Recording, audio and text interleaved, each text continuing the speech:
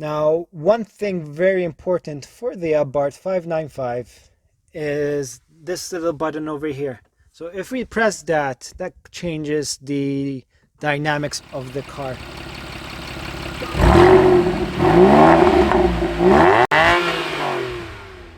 Hi, welcome back to CarsAddiction.com. If you're new to the channel, I'm Ryan, and we share car-related content every Wednesday and Sunday. Wednesday is a short video of any car encounter I came across, and Sunday is more in depth on a car I've owned, a project I'm doing, or travel, anything car related. So if you like what you see, make sure you subscribe. Now this week we are all about the Abarth 595. We've owned this car since 2019. So unlike any other review where they had the car for just a day, this would be from a perspective of someone owning it for 2 years. Now the main criteria to purchase this car was it must have character and it must be small. Now the real main competitor at the time, we had to choose between the Abarth 595 and the Audi A1. Now the Audi A1 actually sits 30 centimeters longer than this car. And this car sits around 3.6 meters, which makes it kind of small, but it is very spacious. You get to sit 2 people at the back, which is what we needed when we had the baby in the back.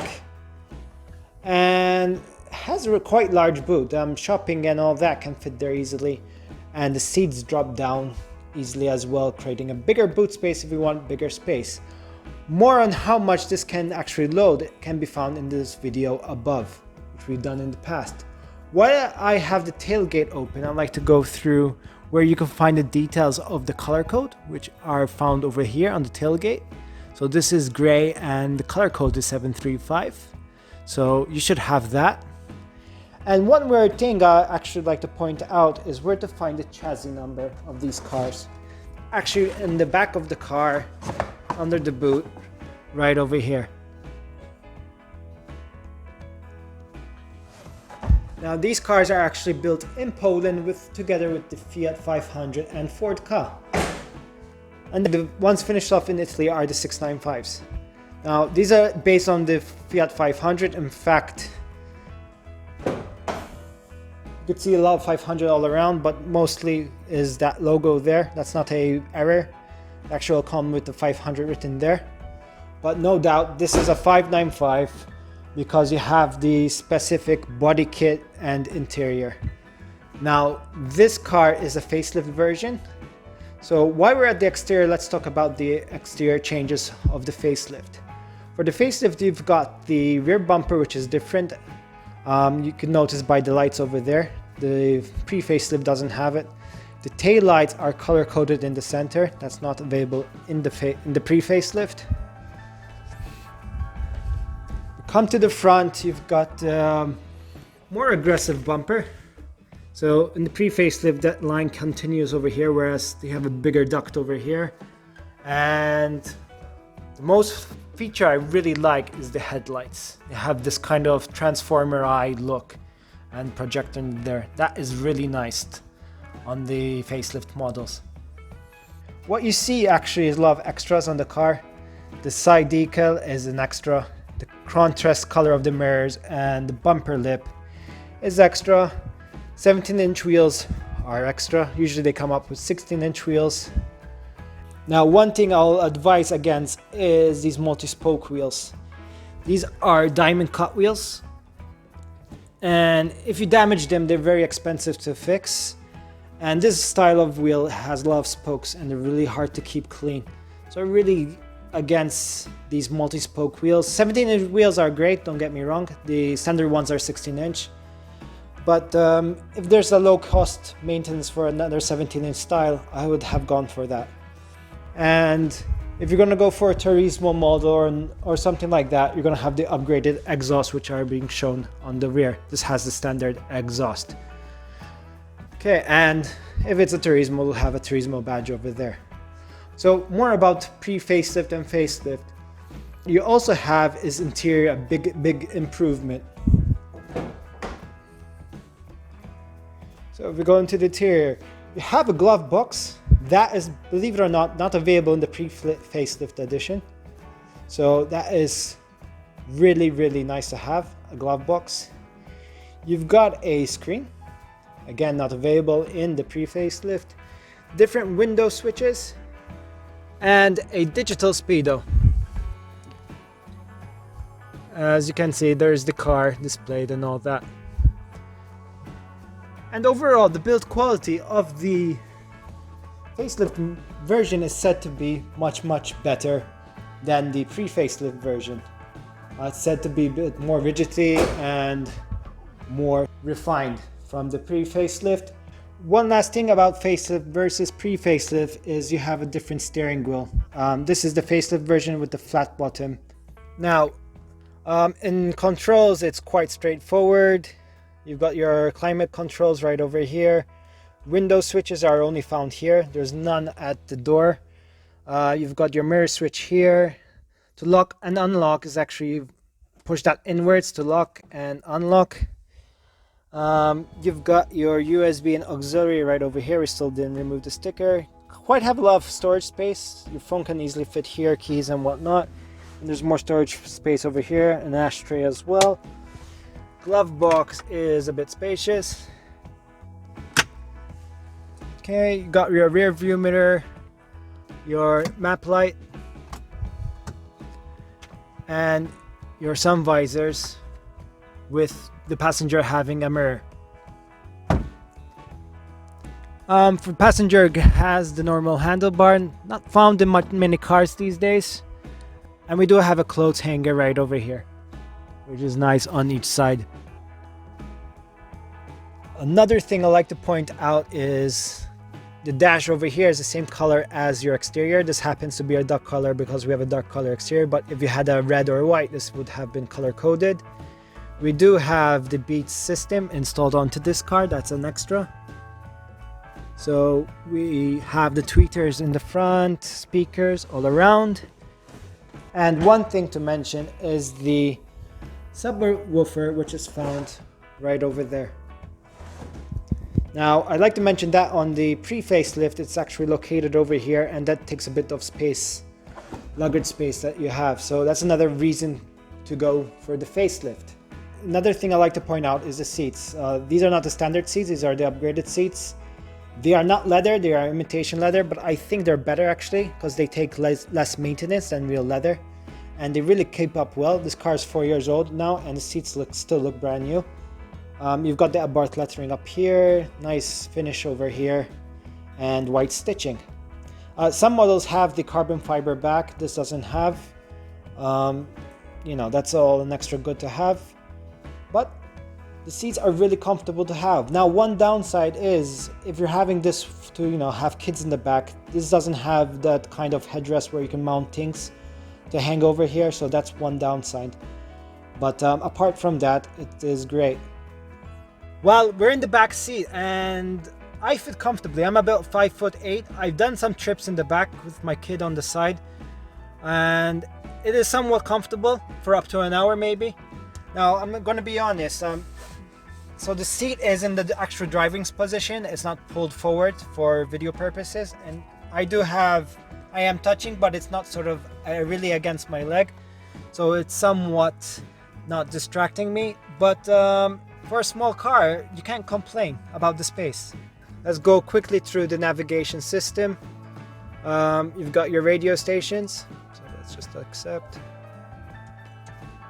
Okay, your radio station, you could pre-select that. If you go to media and source, so we can either connect with USB from down here or the auxiliary for your microphone jack or Bluetooth.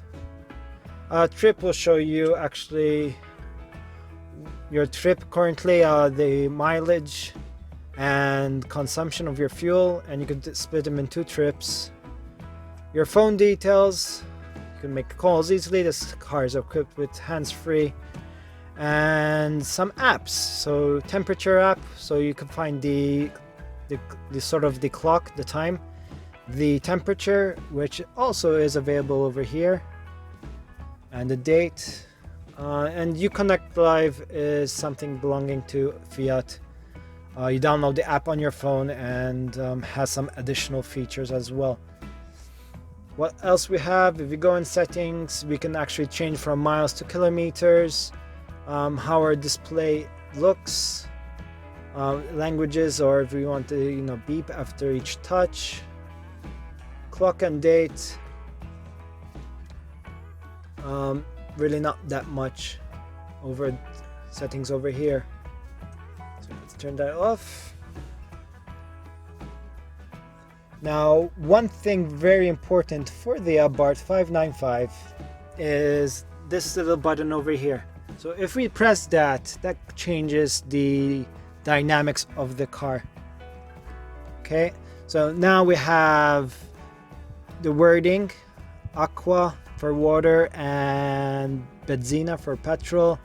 You got the most focus as the tachometer over here, and you've got your G-force map right in center.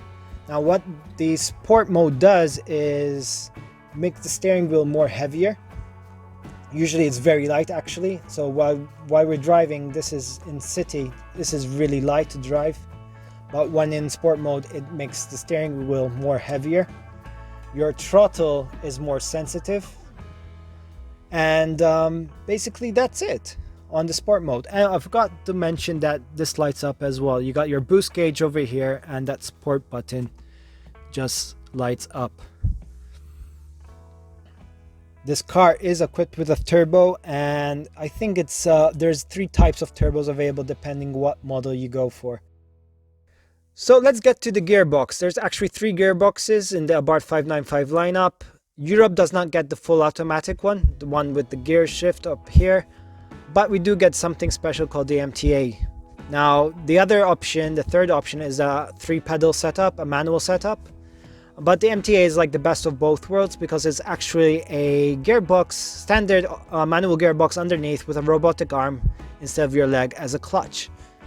Now this is actually faster on track and whatnot, and it's actually easy to use in traffic, which is our main consideration when we bought this car. Now if this is your second car or third car, not your daily, you might want to be interested in getting a manual just for the pleasure of it. If it's a daily and all that, I do recommend having the MTA gearbox. Now it's quite simple to use. You have 1 to start driving, N for neutral, R for reverse. You just simply press the button and it switches the gear. Obviously we need to press the brake. Now we have A and M to switch between automatic and manual modes, and when we do so, you can control the gears by the pedal shifters at the back of the steering wheel. Whether you have a left-hand drive or right-hand drive, the hood release is always on the left-hand side of the car. It's quite strange. And this is the engine bay. It's quite small. This is my hand compared to the top cover. Now unique to the Abarth 595 compared to a Fiat 500, you've got the nice red top cover with the scorpion that symbolizes Abarth. Small battery, we've got the fuse box and relays right over here. Now between the base model and the Competizione, the big difference and the 40 bhp more bump in power is that little thing over there. That's the turbo, and the Competizione has the words written Gareth around it. That symbolizes that it's a Competizione together with some other stuff here and there. If you should go spend the extra money for the Competizione or not, as I told you, it's a bigger turbo. The airbox is modified as well. I'm not sure about the suspension.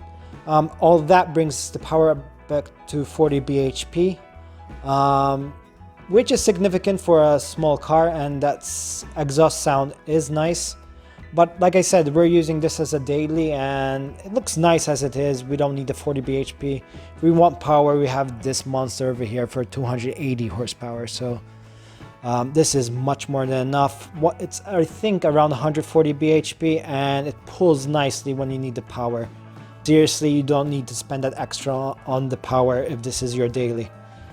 Okay, so we talked about the exterior, interior, engine bay, and whatnot. One last thing I'd like to point out is the roof. So you've got your spoiler, which is available in all 595s, and you've got two choices of roof types. You've either got the solid metal roof, or you've got the cloth roof, which actually makes the car convertible like. It's a cloth roof which comes up to here, opens electronically, but increases the weight of the car, and you're putting more weight up here because of the mechanics and all that, so the car might become more unstable during corners, so you have more instability and more weight. So if you're track focused, you're better off with the solid roof. We're not so interested in having a sunroof, so we actually went for the solid roof, and it's less things to go wrong with. And I believe that the sunroof with all the railings and all that will minimize the headspace we have in the car. So it's actually a win-win-win having the solid roof. So we've talked about the exterior, interior, engine bay. We talked about differences about the pre-facelift and facelift. I hope this video gives you more insight on when you come to buy an Abarth 595, what to look out for, see what is actually for you. There's no good and bad. It's more to personal preference. Now, if you want more information, there is an article in the description below. Click the link and you'll be provided with more details. If you aren't subscribed yet to CarsAddiction.com, please do so. And thank you for watching. Take care.